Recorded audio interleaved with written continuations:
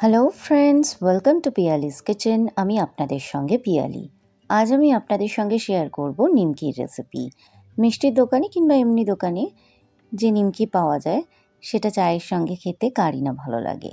সেই রেসিপি আমি আজ আপনাদের সঙ্গে শেয়ার করব, যা আপনি বাড়িতে বানিয়ে অনেক দিনের জন্য স্টোর করে রেখে খেতে পারেন। তাহলে চলুন শুরু করা যাক আজকে। প্রথমে আমাদের একটা ডো তৈরি করে নিতে হবে। ডোয়ের জন্য আমি এখানে 2 কাপ ময়দা নিয়ে নিয়েছি, আর এর সঙ্গে অ্যাড করব 1/4 টিস্পুন কালো জিরে ও 1/4 টিস্পুন জোয়ান। জোয়ানটাকে হাতে এমনভাবে একটু ডলে নিয়ে তারপর অ্যাড করব, যাতে এর ফ্লেভারটা ময়দার মধ্যে যায়। অ্যাড করব 1/2 টিস্পুন নুন। নুনটা আপনারা আপনাদের স্বাদ অনুযায়ী অ্যাড করবেন। আর অ্যাড করলাম 1 টেবিল স্পুন সাদা তেল। এবার সবকটা উপকরণ খুব ভালোভাবে হাত দিয়ে এমনভাবে ডলে ডলে ময়দার সঙ্গে মিশিয়ে নিন। সবকটা উপকরণ খুব ভালো করে মেশানো হয়ে গেলে হাতের মুঠোর মধ্যে বেশ খানিকটা ময়দা এমনভাবে মুঠো করে ধরে যদি দেখেন এমন ডেলা পেকে যাচ্ছে এবং বালির মতো জুড়ো হয়ে পড়ে যাচ্ছে, তাহলে বুঝবেন আপনার ময়মটা হয়ে গেছে। এবার আমি ময়দাটাকে ভালো করে মেখে নেব। তার জন্য অল্প অল্প জল অ্যাড করে আমি ময়দাটাকে মেখে নিচ্ছি। একেবারে খুব বেশি জল অ্যাড করবেন না, তাহলে ময়দাটা পাতলা হয়ে যাবে। এই ময়দাটাকে কিন্তু রুটি লুচির মতো সফট ডো নয়, যেহেতু এটা নিমকি হচ্ছে, ক্রিস্পি হবে নিমকিটা, তাই একটা শক্ত ডো তৈরি করতে হবে। তার জন্য অল্প অল্প জল অ্যাড করে একটা শক্ত ডো তৈরি করে নিন।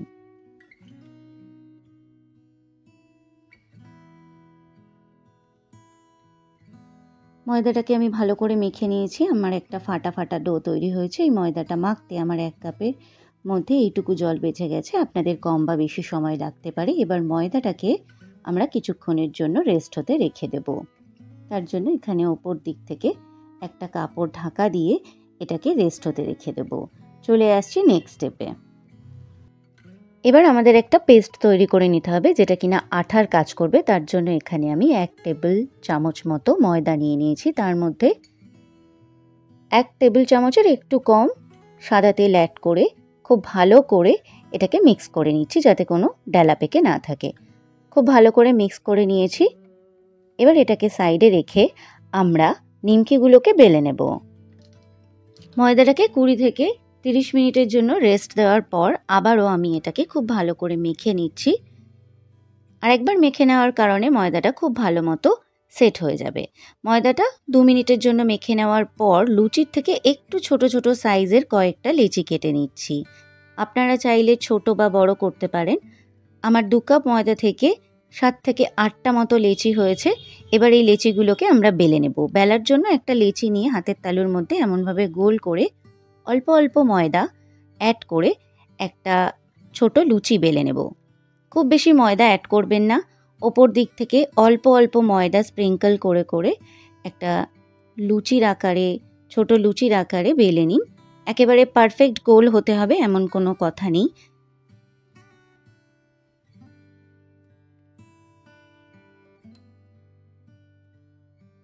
লুচিটা বেলা হয়ে গেলে তৈরি করে রাখা পেস্টটা লুচির ওপর দিকটায় খুব ভালো করে চারিদিকে লাগিয়ে নিন। এই ওপর দিকটায় আঙ্গুল দিয়ে ভালো করে পেস্টটা লাগিয়ে দেওয়ার পর ঠিক মাঝ বরাবর এমন একটা ভাঁজ দিয়ে হাত দিয়ে ভালো করে চেপে দিন। তারপর ওপরের অংশটাতেও ভালো করে পেস্টটা লাগিয়ে নিন। আবারও আরেকটা ফোল্ড করে ওপর দিকে এমনভাবে হালকা হাতে প্রেস দিয়ে ভালো করে এটাকে এমনভাবে ত্রিকোণ আকারে বেলে নিন, ঠিক যেমন আমরা পরোটা তৈরি করার সময় বেলে থাকি। বোঝার সুবিধার জন্য আমি এমনভাবে আরও একটা বেলে দেখাচ্ছি।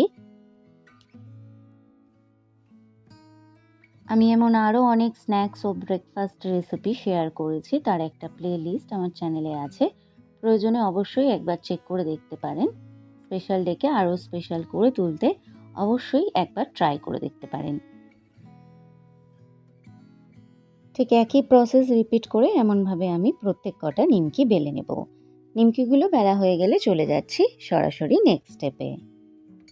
নিমকিগুলোকে ভেজে নেওয়ার জন্য একটি কড়াইয়ের মধ্যে বেশ খানিকটা তেল নিয়ে নিয়েছি। তেলটা সামান্য একটু গরম হয়ে এলে বেলে রাখা নিমকিগুলো একে একে অ্যাড করে দেব।